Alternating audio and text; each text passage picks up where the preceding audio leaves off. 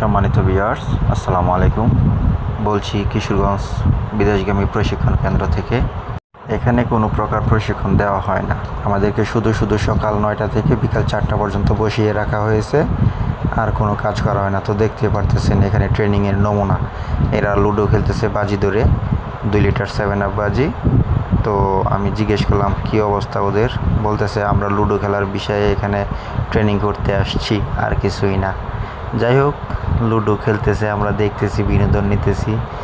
যাই হোক, দেখা যাক লুডো খেলার শেষ উইনার কে হয় আর প্রাইজটা কি থাকে আর কি। জিতা প্লেয়ার ঠান্ডা খাচ্ছে, আপনারা দেখতে পারতেছেন। আজকে কিশোরগঞ্জ প্রশিক্ষণ কেন্দ্রে লুডো খেলার বিষয়ে তারা বিদেশ যাচ্ছে। তো ভাই, লুডো খেলার বিষয়ে বিদেশ যাইতেছ?